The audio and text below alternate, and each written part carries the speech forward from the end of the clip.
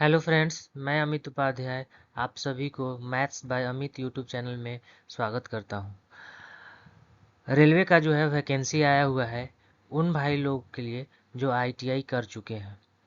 उनके लिए जो है बहुत सुनहरा मौका है इस बार जॉब लेने का।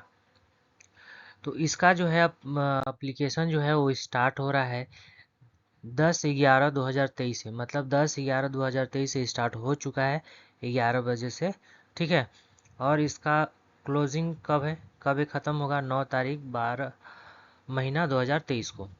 और याद रखिए 5 बजे तक ही होगा। बहुत लोग ये भी सोचते हैं कि 12 बजे तक होगा कि 9 को अगर आप 5 बजे के बाद भी अगर अप्लाई करने का कोशिश कीजिएगा तो नहीं होगा। 5 बजे तक ही आपका फॉर्म भराएगा, याद रखिएगा। ठीक है।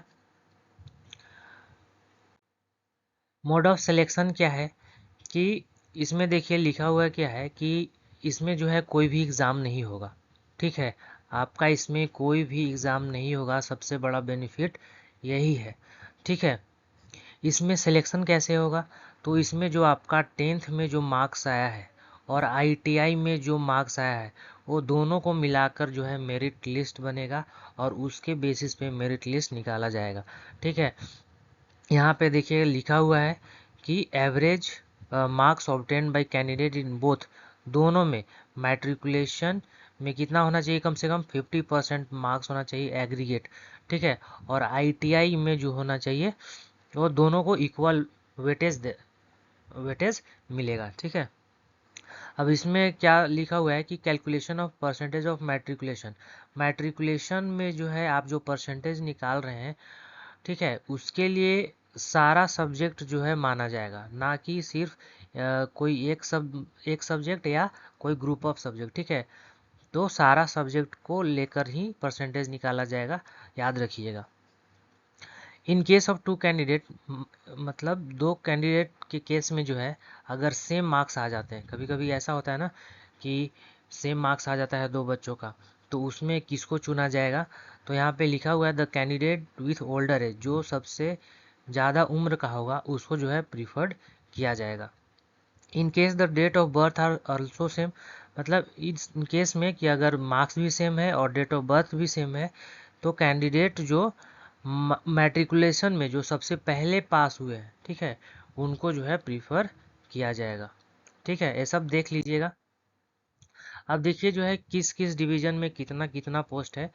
तो दानापुर डिवीजन में निकला हुआ है। ठीक है। इसमें जो है आपका किसका पोस्ट क्या है? फिटर है, वेल्डर है, mechanic diesel, refrigeration, AC mechanic, Forger and heat traitor, carpenter, electronic mechanic, painter, electrician and wireman.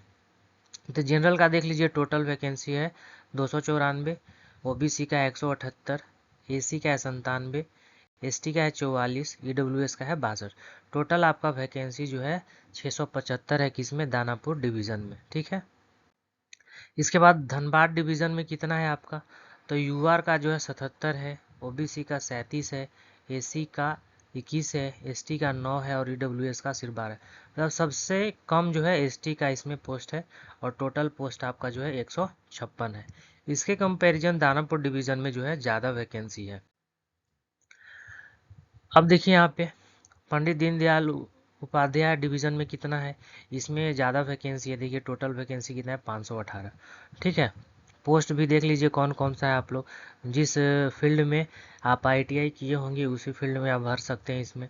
ठीक है। देख लीजिए कि आप जिस फील्ड में किए हुए हैं वो किस डिवीज़न में जो है सीट ज़्यादा है, तो वहीं से भरिए। ठीक है। चलिए नेक्स्ट देखिए सोनपुर डिवीज़न में आपका टोटल 47 वैकेंसी है और समस्तीपुर डिवीज़न में जो है टोटल 81 वैकेंसी है। ठीक है।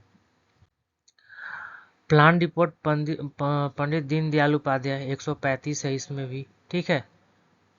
और देख लीजिए इसमें। फिर इसके बाद है कैरेज रिपेयर वर्कशॉप हरनौत में, इसमें कितना है? 110 वैकेंसी है। मैकेनिकल वर्कशॉप समस्तीपुर में जो है 110 वैकेंसी है। ठीक है। अपने हिसाब से देख लीजिए कि आप जिस फील्ड में आप आईटीआई किए हुए हैं उस फील्ड में कहाँ कौन से डिवीजन में है सबसे ज़्यादा पोस्ट है, वहीं से भरिए। ठीक है। अब इसका एलिजिबिलिटी कंडीशन क्या है? कि candidate should have 15 year of age, कितना होना चाहिए, कम से कम जो है 15 साल का होना चाहिए और 24 साल से ज़्यादा नहीं होना चाहिए। मतलब 24 साल जो है वो कितना तक पूरना चाहिए, 1/1/2023 तक। ठीक है, 1/1/2023 तक जो है शुड नॉट हैव कंप्लीटेड, मतलब 24 साल नहीं पूरना चाहिए। ठीक है, तो 15 से 24 तक का है।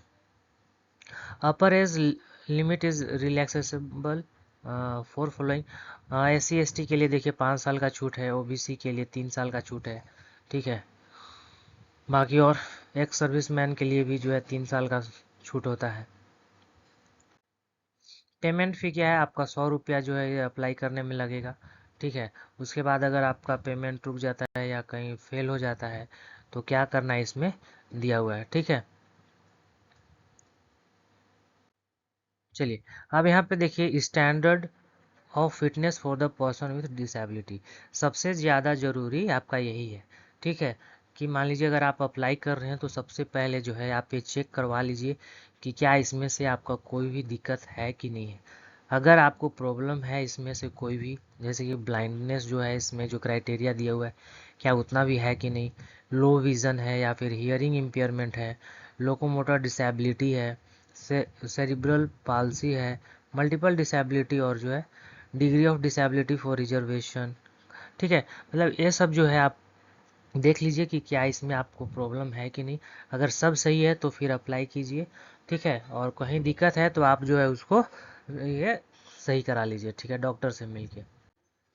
चलिए आज के लिए इतना ही। ठीक है, अगर ये सेशन आपको पसंद आया होगा, इससे आपको कुछ नॉलेज मिला होगा, तो इस चैनल को लाइक कर दीजिए, अपने दोस्तों के साथ शेयर कर दीजिए और सब्सक्राइब कर दीजिए। Thank you.